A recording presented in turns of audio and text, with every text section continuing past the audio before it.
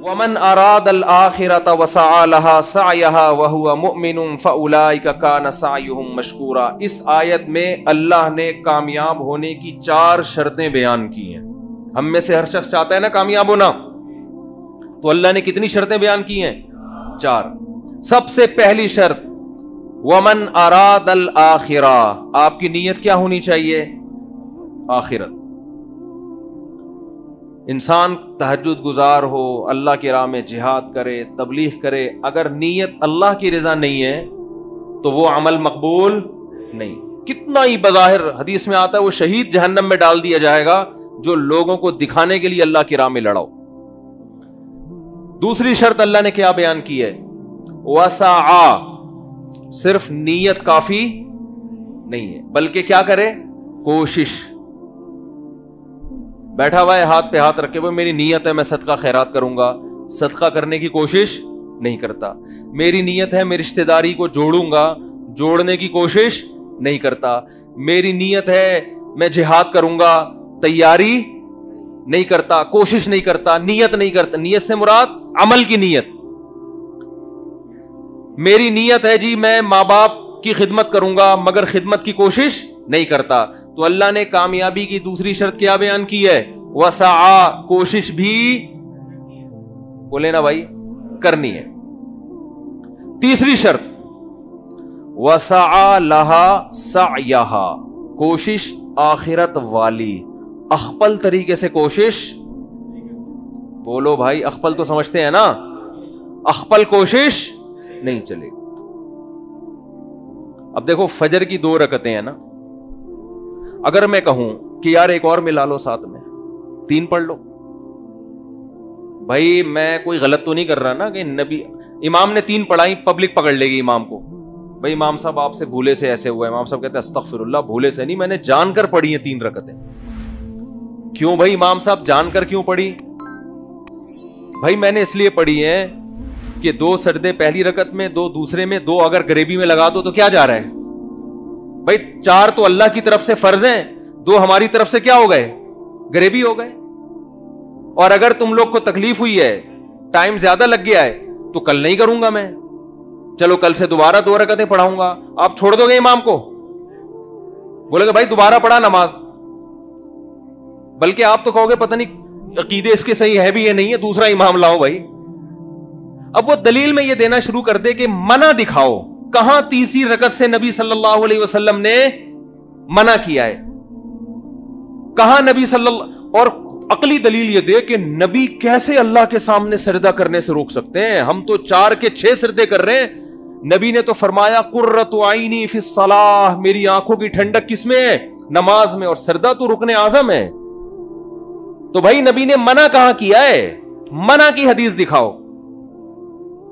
جتنے مرضی دلائل کے زمین آسمان کے قلابے ملا دے, میرا خیال ہے کوئی گوار سے گوار دیہاتی 5ویں کلاس کا بچہ بھی اس کے دلائل سے متاثر نہیں ہوگا.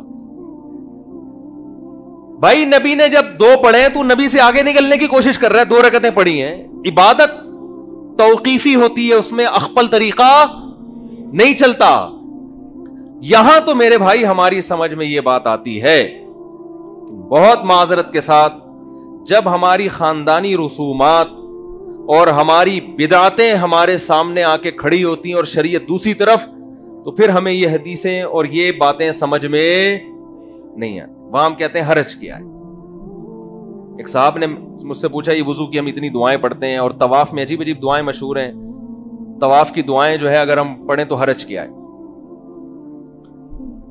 میں نے کہا حرج یہ ہے کہ جو چیز ثابت ہے وہ چھوٹ جائے گی آپ سے. جب بھی کوئی انسان ایک بدعت پر عمل کرتا ہے نا تو اللہ اس سے سنت چھین لیتے.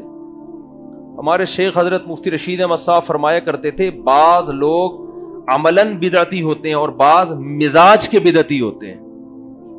ان کو لگتا ہے کوئی چیز مارکیٹ میں نہیں آئے نا تو ان کو وہ والی چیز میں مزہ نہیں آتا جو ثابت شدہ ہو قرآن و سنت سے. تو قرآن نے کیا کہا ہے؟ وسعا لہا سعیہا, آپ کی اخپل کوشش بولو نہیں چلے. ساری رات انسان الٹا لٹک کے نماز پڑھتا رہے, ثواب ملے گا؟ بتاؤ سیدھے کھڑے ہو کے نماز پڑھنا زیادہ مشکل ہے الٹا لٹک کے؟ محنت زیادہ کون کر رہا ہے؟ کوشش تو وہ کر رہا ہے جو الٹے لٹک کے پڑھ رہا ہے، لیکن نماز کس کی ہوگی؟ جو تمیز سے سیدھا کھڑا ہو کے نماز پڑھ رہا ہے۔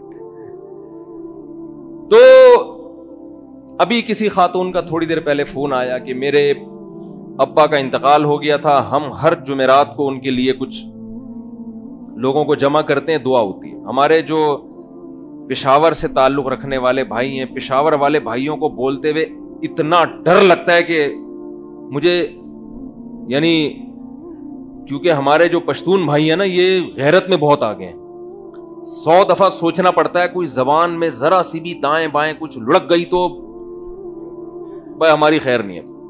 مہمان نواز بھی بہت ہیں، بہادر بھی بہت ہے، لیکن بہت حساس بہت زیادہ۔ پشاور میں KPK میں بہت معذرت کے ساتھ عادت ہے، کوئی مر جائے نا تو جو تعزیتی پروگرام چلتے ہیں،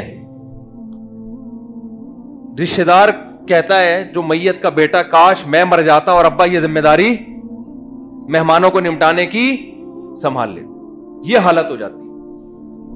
یعنی ان کا یہ ہوتا ہے، سب کی بات نہیں کر رہا بھائی، جو بیان سن رہے ہیں ان کے علاوہ کی، بندہ مر جائے نا جو تمبو لگنے کے بعد تعزیتی پروگرام، پھر قرآن خوانیاں، پھر دیگیں، پھر جو آ رہا ہے اس کو چائے، پھر ایک رسم میں جو آ رہا ہے دعائے خیر و شفا، اللہ تعالیٰ مغفرت نہ دے وغیرہ وغیرہ، پوری لمبی دعا۔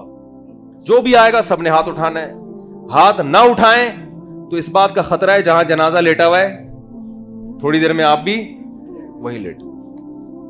میرا اندرون سندھ دورہ ہوا، مجھے نہیں پتا تھا ان کے یہاں میت بھی ہو گئی ہے، تو اور میت ہوئے بھی کئی دن ہو چکے تھے۔ میں وہاں گیا، میں تو سندھی حضرات تھے بڑے محبت کرنے والے، بیان سن رہے ہوں تو بھائی معذرت۔ تو ان کے کہیں والد صاحب کا 30-40 دن پہلے انتقال ہو گیا تھا۔ اب جو بھی آ رہا ہے نا 30-40 دن کے بعد بھی کیا کر رہا ہے؟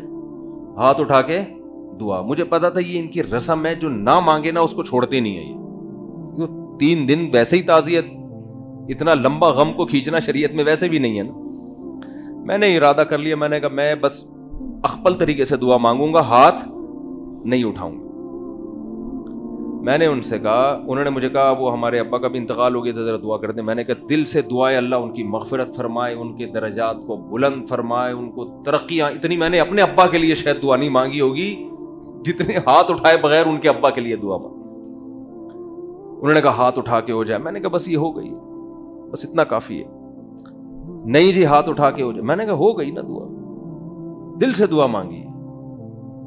تو کہہ رہے ہیں آپ ہاتھ کیوں نہیں اٹھا رہے؟ میں نے کہا دیکھو سب اٹھاتے ہیں، یہ ضروری سمجھ لیا ہے، کوئی چیز اپنے اوپر مسلط نہ کرو، ہنسی خوشی زندگی گزارو، جو زندہ ہیں ان کی بھی فکر کرو نا، کچھ ان کو ٹینشن نہ دو۔ نہیں بھائی، پھر تھوڑی دیر میں بندہ آیا، ہاتھ اٹھائے، ہم بھی ڈھیڑ بن کے بیٹھ گئے تھے۔ پھر کیا ہوا جی، کھانا تھا، کھانے کے بعد ان کے دفتر میں گئے، کوئی ان کا افتتاح تھا، پھر انہوں نے کہا ہاتھ اٹھائے۔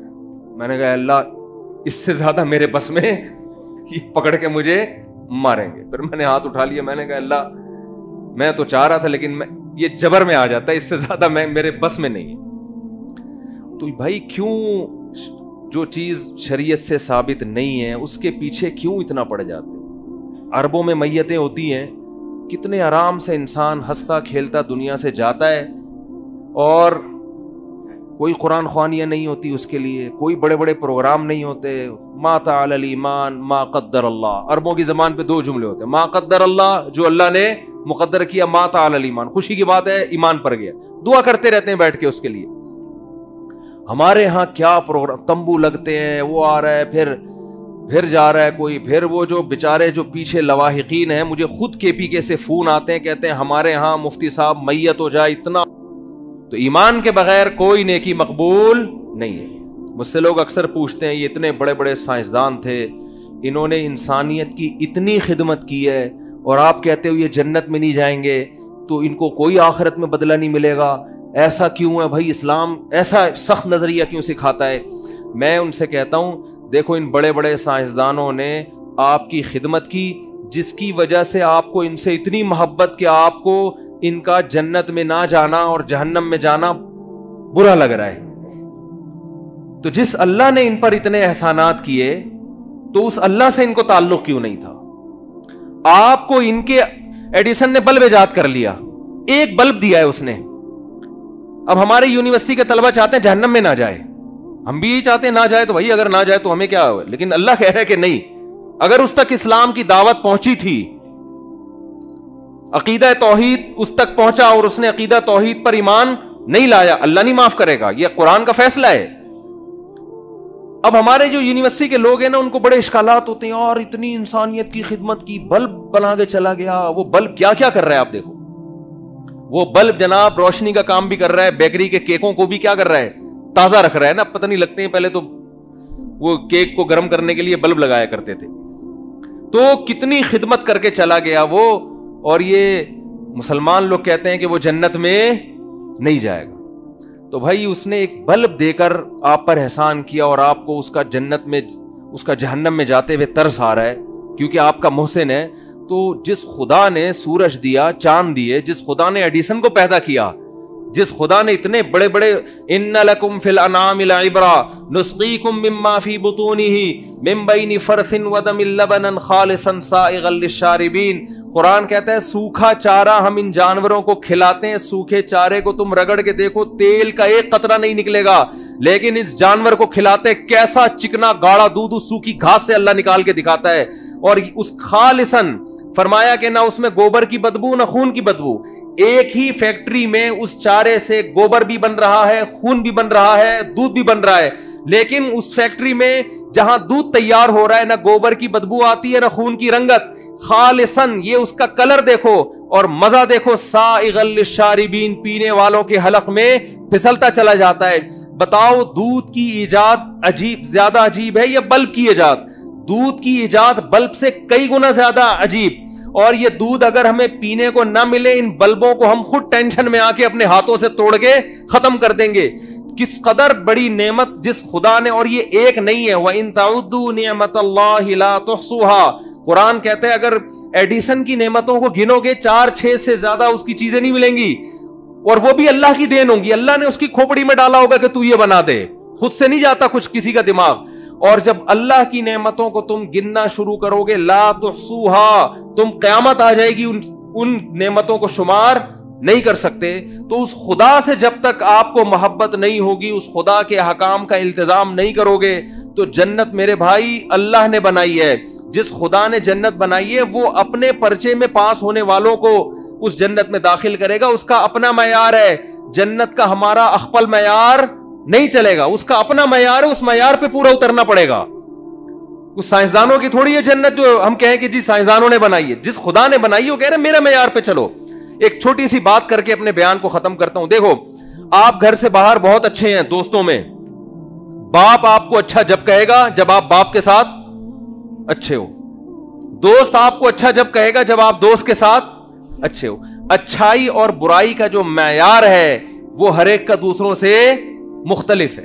بیوی آپ کو اچھا جب کہے گی جب آپ، جو بیویاں میرا بیان نہیں سن رہی ان کی بات کر رہا ہوں، جو خواتین یعنی لوگوں کی جو بیویاں، آپ کا پتہ نہیں کتنی بیویاں مولوی صاحب نے رکھی ہوئی ہیں، تو لوگوں کی بات کر رہا ہوں کہ عورت اس شوہر کو اچھا کہے گی جو پوری توجہ کس کو دے؟ بیوی کو. لیکن ساس اس شوہر کو اچھا، اس بیٹے کو اچھا کہے گی جو پوری توجہ کس کو دے؟ ماں کو. تو میرے بھائی ہمارے ہاتھ میں اگر جنت ہوتی تو پھر ہمارے معیارات دوسروں سے مختلف. ہر شخص کا اپنا معیار. جنت چونکہ اللہ نے بنائی ہے لہذا معیار بھی کس نے رکھا ہے؟ اللہ نے. اللہ کہتا ہے جو سب سے پہلے میرے ساتھ مخلص ہوگا اس کو میں جنت میں داخل کروں گا. تو یہ اللہ کا معیار ہے. تو اللہ نے 4 شرطیں بیان کی، یاد رہیں گی. نیت اچھی ہو، نمبر 2 کوشش بھی کرے، نمبر 3 اس کوشش میں بدعتوں کو شامل نہ ہونے دے، اور نمبر 4 عقیدہ بھی اس کا صحیح ہو. یہ 4 کوشش ہوگی تو اللہ فرماتے ہیں فَأُولَئِكَ كَانَ سَعْيُهُمْ مَشْكُورًا. ان کی کوشش کا صرف بدلہ نہیں ملے گا، بہت اچھا بدلہ ملے گا. مشکورہ کا یہ مطلب ہے، صرف بدلہ نہیں بلکہ جتنا کرو گے کم سے کم 10 گنا، اور اس سے زیادہ اللہ جس کے لیے چاہے بڑھا دے.